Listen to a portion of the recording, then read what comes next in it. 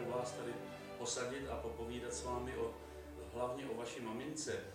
My jsme se, protože je 65. výročí konce druhé světové války, tak v té souvislosti jsme hledali různé možnosti, archivy a náhodou jsem se taky dostal až k materiálu o vaší mamince. A jak je z toho zřejmé, tak jasně vidět, že byla jako mladá a velmi aktivní ve slovenském národním povstání. Na maminku jako dítě, jako malé dítě, tak jak si vzpomínají některé děti, že se mamince přitulili, pomazili, tak já si na ní takhle moc nevzpomínám.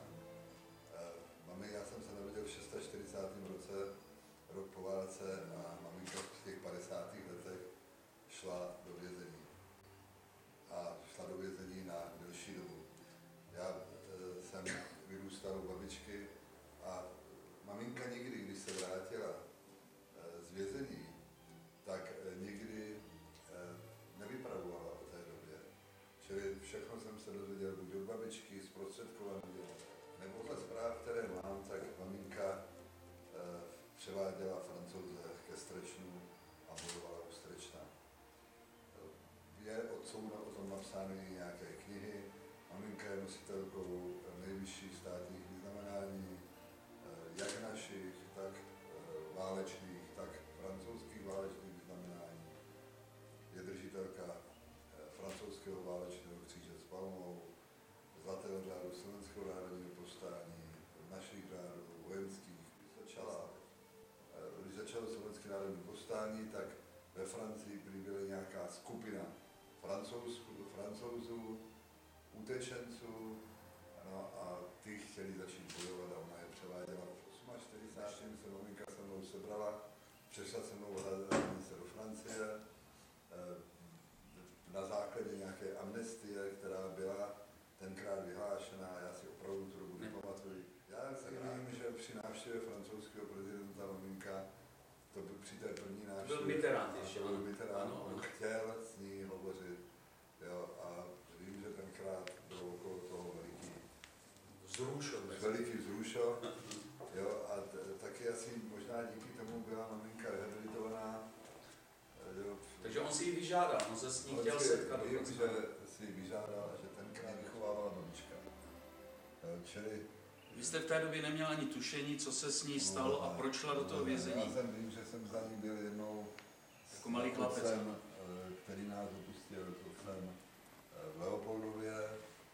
Tenkrát si pamatuju, že mi říká, že chlapec, že jsem si vzal kšandy a opasek a on říká, nemůžeš nosit, maminka to nesnáší, musíš mít jenom jedno jištění tenkrát. No ale opravdu nevím. Ale po letech, dozvěděl jste se po letech, proč vlastně byla odsouzena a šla do vězení? No, vlastně, byl to politický důvod, samozřejmě. Vím, že veškerý majetek rodině byl zkonfiskovaný. Vím, že jsme se museli odstěhovat, když jsme byli 3 nebo 4 roky do Jablonného nad Oblicí.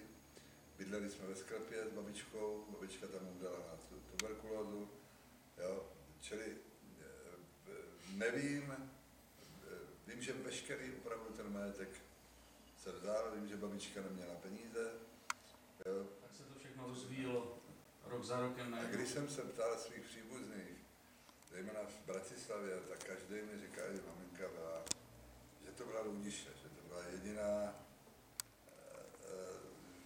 obdobná ženská, protože to byla Ludiše, že byla drzá, že si dovolila to, co si nikdo nedovolil, že měla plné kupé Francouzů a když přišla německá kontrola, takže se postavila do těch dveří toho kupé, vystrčila prsa, mluvila plynně německy, francouzsky, že jo, anglicky.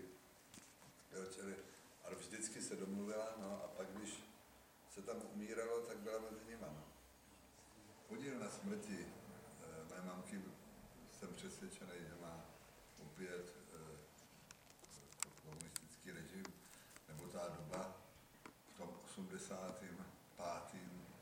roce, kdy já jsem přešel do funkce ředitele tehdy největšího hotelu v České republice. Ten hotel jsem měl postavit, to bylo 80. Nastěhovali jsme se do Prahy, 83. rok.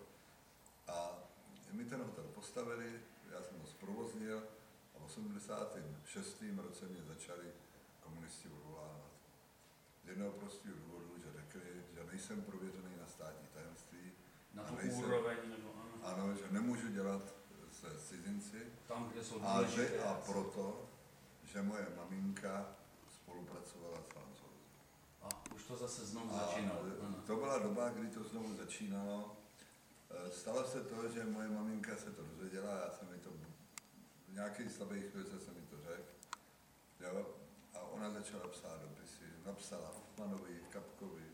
Já ty dopisy mám schované, ty dopisy jsou, až člověk musí plakat. Jo? Protože píše o tom, jak trpěla. Aby si to uvědomila. Aby si, jak ona trpěla. A teď, že opět se vrací ta doba a že teď znovu bude trpět syn. Byla velice chytrá, vím, že hrála bridge, jo, který já jsem se nikdy nenaučil. A byla velmi oblíbená, byla to poctivá ženská, která se nikdy nepovyšovala na to, co uměla. Jak uměla rušit křižovky v francouzském jazyce, jak měla tu knihovnu vybavenou, že tam byl gen po rodičích, jo, protože oba dva rodiče byli velice chytří, velice vzdělaní. Mám 4 děti a ty první 2 dcery, ona za náma jezdila. Ona za náma jezdila do toho Letohradu a tím rychlíkem z Prahy přijela. A vždycky měla 2 obrovské tašky ovoce, banánů a dárků. Prosím, vnoučat. A přijela jednou za měsíc, že u nás bude 3 dny. Nikdy nevydržela díl než 24 hodin. Jo. Už plánovala další? Plánovala, byla velmi akční. Dala dárky, potěšila se. Děti už běží. Už jela na svátek.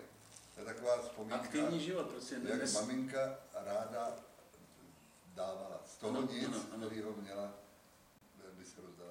No, já si teda osobně myslím, že vám je rok 2010, můžeme popřát hodně úspěchů a štěstí ve vaší další budoucí práci, vašich firm, protože děláte něco, jak je jasno z toho vidět, pro turismus. Děláte obrovské věci i pro podnikání v této republice a věříme, že to nemáte lehké, jako spousta dalších podnikatelů, kteří se už s hrůzou dívají, co se děje v naší politice a jací lidé tam sedí.